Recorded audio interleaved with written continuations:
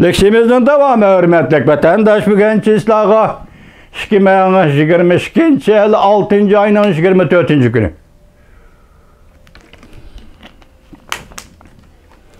Leksiyemizin devamı mesela Mingjin Gençi Aynek televizyasının liktorları münazirge katnaşkıçılar birisini toluk anlayamadım, üzemge tegişli kısmını anlapla kaldırıp koydum, devamlı anlayayım. Sözlep oldu, bu sözlep olgan Katar'da ahire Liktor Efendi, ismi çıkmağallık için Liktor dedim, bir yaş yigit Aynek televizyası şundak dedi, 22, 21, 22, 23, bugün 24, 4 günlük sevdi. Mundak dedi, mesela dedi, Milli İşler Komitesi'nin rehberi, en dastlabida mavzuning en yakın sepdeşi Livi Xan rehberlik kıldı. Onun keyin bu komitetga Xanzula rehberlik kılıp bakmagan. Bu Jin Shaojang o'tgan yili 12 ayning 14 günü tayinlendi. Xanzu dedi.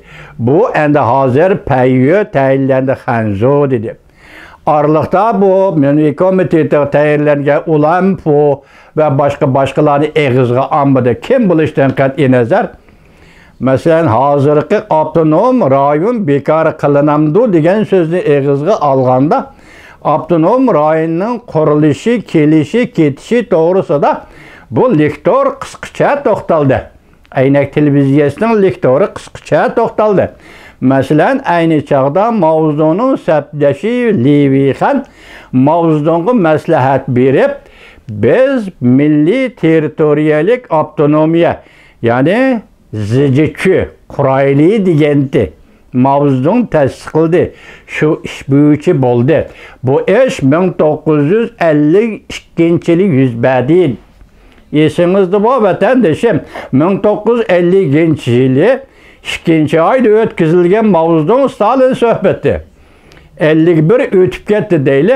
52. yılı hikayende yani evvel dibiteyle mavzunla Stalin söhbeti ve imzalanan kelişim boyunca məxfi kelişim var. Bu məxfi kelişimden 16. maddesi vatandaş şundak deyilgen idi. Mavzunla Stalin şundak degen idi. Şinjan, Tibet, İçki Mongol Katarlık memuri rayonlarga, yaka asallık milletle yaşavatkan bu rayonlarga Cumhuriyet kurup beriş.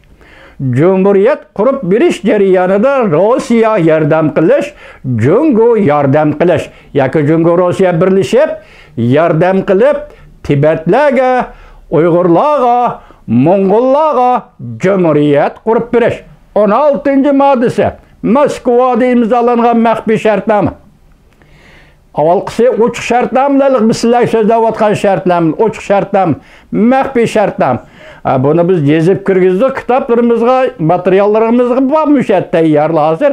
Yani vaqti kelganda elip sizlarga bir ko'rsataylik. Məxfi şartnama.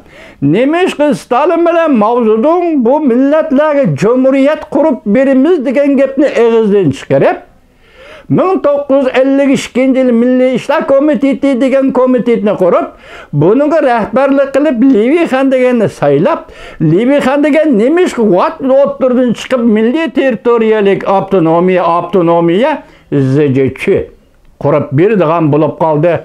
Vakit karan vatandaş. Bu 52. yıldaki iş.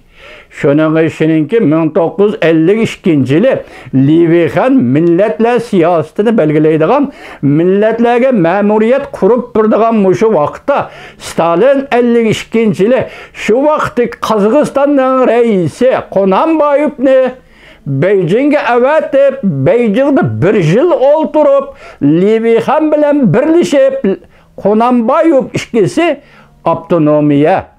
Bu milletlerge territoriyalik avtonomiya berishni karar kıldı. Bu 1952 yılıydı. Rast şunda karar mı? Yaki o çağda Stalin hayat. 1952 yılı Stalin hayat. Yaki Stalin bilen mavzun oturusu tüzülgen məxfi şartnama boyunca Tibetlerge, Uygurlarga, Mongollağa cumhuriyet kurup beriş üçün Kazakıstan'ın şu vaxtki reisi Konanbayov pensiyaga çıqqan mı çıkmagan mı bilmemiz. Kazakistan Cumhuriyeti'nin reisi şu vaxtki reis Konanbayov Beijing'de Li Weikhan bilen olturup 1952 yılı hazırki Lektor'un ağzıdaki avtonomiya bizning ağzımızdaki ihtimallık içindeki iş bu milletlerge cumhuriyet kurup beriş. Çünkü 1952 yılı Stalin bilen Mao Zedong oturusida şartname imzalanganda şundaq deyilgan. Mahfi şartnamening 16. maddesiga şundaq kirgizilgan. Vatandaşlar, bu bir sir. Nimişqa? 52 yılı bu iş yüz berip 53 yılı 3. ayının 5. günü Stalin qaza qildi. Belki bu bir baxtsizlikdir. Yoki Stalin nayt tizli qaza qilib ketdi deyli Uyg'urlar uchun, Tibetlar uchun, Mongollar uchun şu vaqtning o'zida aytganda bir baxtsizlikdir. Chunki Mao Zedong bilan Stalin o'rtasida bo'lgan suhbat cumhuriyet qurup berish. Endi Stalin 3. ayının 5. günü 1953 yılı qaza qildi. Mao Zedong gapida yenib oldi. Yana birisi sözlü yeni oldu. Cumhuriyet kurup berishning o'rniga bu yerlarga, bu rayonlarga avtonom rayon, yani zijichi qurup berdi. Endi shuni deyli, shuni bilan keldi. Qurup bergan zijichi avtonom rayon egizli bir qalpoq. Uyg'urga kaygizib qo'yilgan qalpoq, Tibetga kaygizib qo'yilgan qalpoq, ishki Mongolga va Nenshaga kaygizib qo'yilgan bir qalpoq. Amaliyotda taki hozirgacha, mashin ro'yigacha bu avtonom rayonga Xitoy gubernator hukmronlik qilib keldi. Şuna bugun shundaq deymizki, avtonom rayon degan qalpoqni elib etemsan, kaygizib qo'yamsan, ishlatamsan, tashlab etamsan, bu sening ishing. Sen belgilab bergan, sen qilgan ish, bu sening ishing. Hozirmi yana sening ishing. Tibet bilan, Uyg'ur bilan, Nensha Xuyzu bilan, ishki Mongol bilan hech qanday aloqasi yo'q.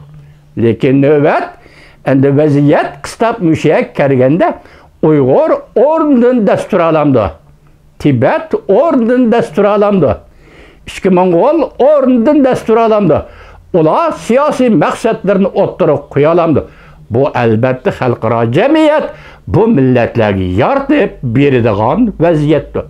Xalqaro jamiyat Amerika boshchiligida bu millatlarga yoritib beradigan muhit va so'zlash huquqi, fikr bayon qilish huquqi, siyosiy tanlash huquqi Birlashgan Davlatlar Tashkilotining qarmog'ida, yetakchiligida Birleşken Devletler Teşkilatı vekil evetiş asasında bu rayonlarda ötküzülüdüğün sayılım, bu rayonlarda elip barıldığın tallaş hukuku.